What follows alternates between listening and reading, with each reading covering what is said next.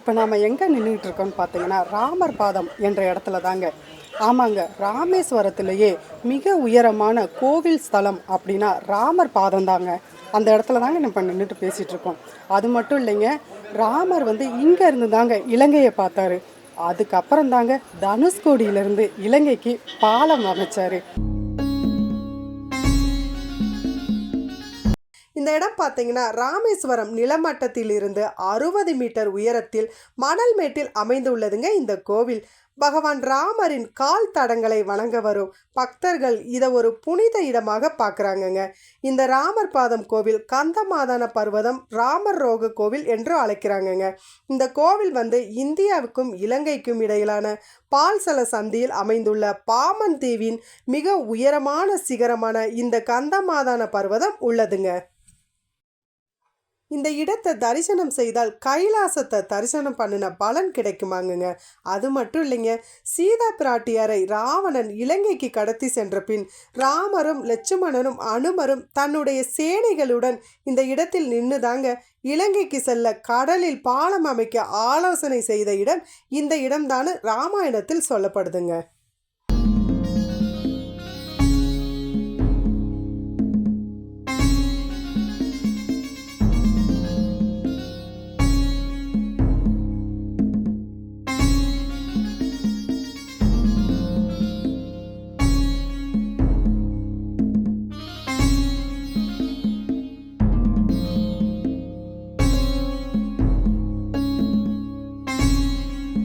கந்தமாதான பர்வதத்தில் 2வது அடுக்கில் ராமரோட பாதம் ஒரு சக்கரத்தில் பதிக்கப்பட்டுள்ளதுங்க.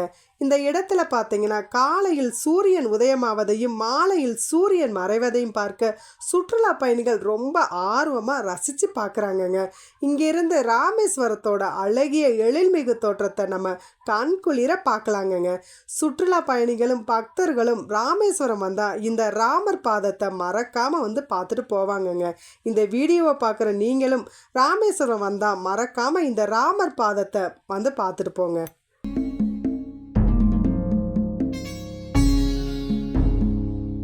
நம்ம ராமேஸ்வரத்தில் உள்ள ராமநாத சுவாமியை சுற்றி 4 பெண்கள் காவல் தெய்வமாக இருக்கிறாங்கங்க. அதில் நம்ம ஃபஸ்ட்டாக பார்த்தது மேற்கு திசையில் உள்ள நம்பு நாயகி அம்மனை பார்த்துட்டு வந்துட்டோங்க. 2வதாக கிழக்கு திசையில் உள்ள உஜ்ஜினி மகா காளியம்மனையும் பார்த்துட்டு வந்துட்டோங்க. இப்போ நம்ம வந்திருக்கிறது பார்த்தீங்கன்னா வடக்கு திசையில் அமர்ந்திருக்கக்கூடிய காளியம்மன் பத்ர காளியம்மனை தாங்க பார்க்க வந்திருக்கோம்.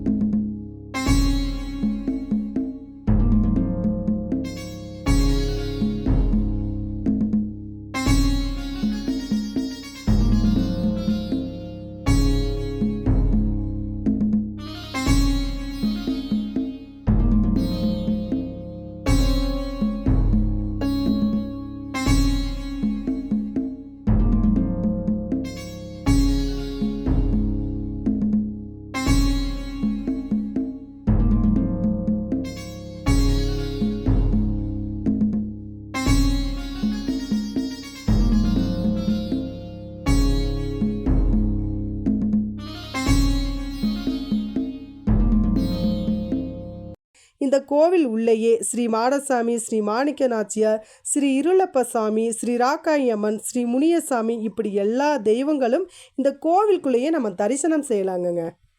இந்த பத்ரகாளியம்மன் கோவில் பார்த்தீங்கன்னா மிகவும் பழமை வாய்ந்த புராணங்களோட சம்மந்தப்பட்ட கோவிலுங்க.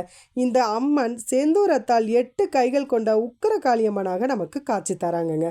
இந்த கோவிலோட வரலாறை பற்றி தெரிஞ்சுக்கலாம் வாங்க. இலங்கை எல்லைக்கு காவல் தெய்வமாக இந்த பத்ரகாளியம்மன் இருந்திருக்காங்கங்க. ராமர் சீதையை மீட்க இலங்கைக்கு போகும்போது இந்த அம்மன் வழிவிடலையாங்க. அப்போது ராமர் ராவணன் செய்த செயல்களை கூறியதால் இந்த அம்மன் வழிவிட்டதாகவும், ஆனால் ராவணன் கோபம் கொண்டு என் காவல் தெய்வமாக இருந்து கொண்டு அவர்களுக்கு உதவி செய்கிறாயா என்று கோபம் கொண்டு இந்த அம்மனை இலங்கையிலிருந்து தூக்கி எரிந்து விட்டதாகவும், ராமேஸ்வரத்தில் இந்த இடத்தில் விழுந்ததால் இந்த அம்மனுக்கு இதே இடத்தில் கோவில் கொட்டி வழிபட்டு இங்கே இருக்கும் மக்கள் வந்திருக்காங்கங்க என்று இங்கிருக்கும் பூசாரி நம்மிடம் கூறினாருங்க. அது மட்டும் இல்லைங்க, இங்கே தை மாதத்தில் தேர் திருவிழா மிக விமர்சையாக நடக்குமாங்க.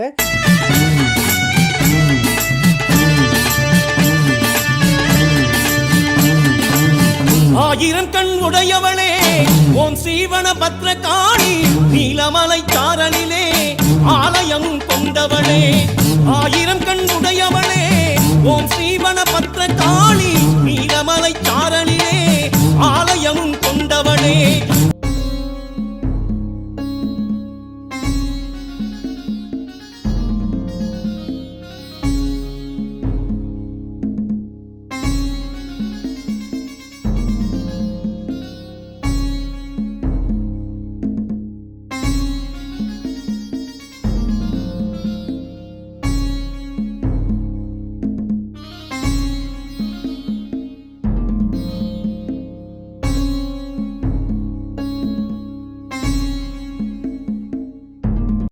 அடுத்த எபிசோடில் நம்ம பார்க்க போகிறது ராமநாதபுரத்தில் உள்ள பிறப்பன் வளர்சை முருகன் கோயிலை தாங்க தரிசிக்க போகிறோம். அதுவரை காத்திருங்க.